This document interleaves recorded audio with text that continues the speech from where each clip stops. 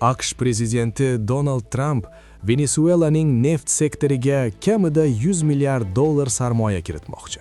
Biroq, u Oq uyda bo'lib o'tgan uchrashuvda yirik neft kompaniyalari rahbarlaridan kutgan yordamni olmadi. Ba'zi rahbarlar Venesuelani investitsiyalar uchun juda xavfli mamlakat deb atashdi. Yig'ilishda ishtirok etgan eng yirik AQSh neft kompaniyalari rahbarlari Venesuelada ulkan neft zaxiralari borligini tan olishdi.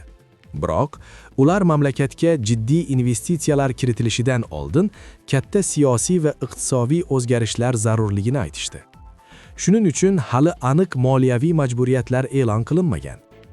Donald Trump Qo'shma Shtatlar Venesuelaning neft salohiyatini ochish va energiya narxlarini yanada pasaytirishni maqsad qilganini ta'kidladi.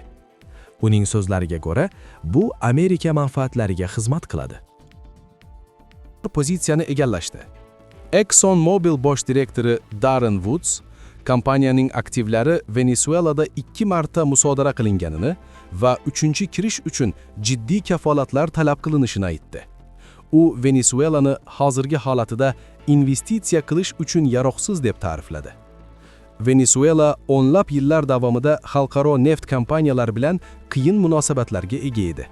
Hozirda Chevron mamlakatda faoliyat yuritayotgan yagona yirik Amerika kompaniyasidir. Ispaniyaning Repsol va Italiyaning Eni kompaniyalari ham cheklangan operatsiyalarga ega. Trump ma'muriyati Qo'shma Shtatlar Venesuelada qaysi kompaniyalar faoliyat yuritishi mumkinligini aniqlashini aytdi. Shu bilan birga ba'zi neft sanksiyalarini qisman yumshatish bo'yicha ishlar olib borilayotgani e'lon qilindi. Neft savdosidan tushgan mablag'larni AQSh nazorati ostidagi hisoblarga o'tkazish rejalashtirilgan. Yillarda investitsiyalarning yetishmasligi, boshqaruv muammolari va sanksiyalar tufayli keskin pasayib ketdi.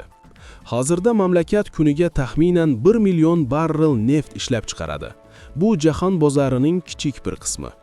Ba'zi kompaniyalar kelajakda ishlab chiqarishni ko'paytirish imkoniyatini ko'rishlarini aytishgan bo'lsa-da, tahlilchilar siyosiy barqarorlik, huquqiy kafolatlar va xavfsizlik keng ko'lamli investitsiyalar uchun juda muhimligini ta'kidlamoqda. Mutaxassislarning ta'kidlashicha, Donald Trump tilga olgan 100 milliard dollarlik investitsiya yaqin kelajakda amalga oshishi ehtimoldan yiroq. Venesueladagi vaziyat barqarorlashmaguncha, neft sektorida katta o'zgarishlar kutilmaydi.